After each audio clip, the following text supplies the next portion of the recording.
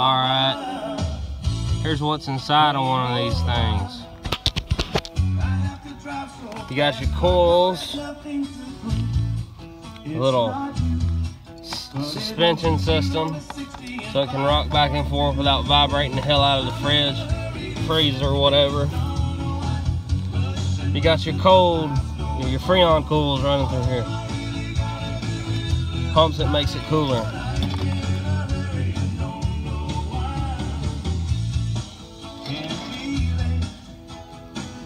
So that's what's inside of one of these, if y'all were wondering.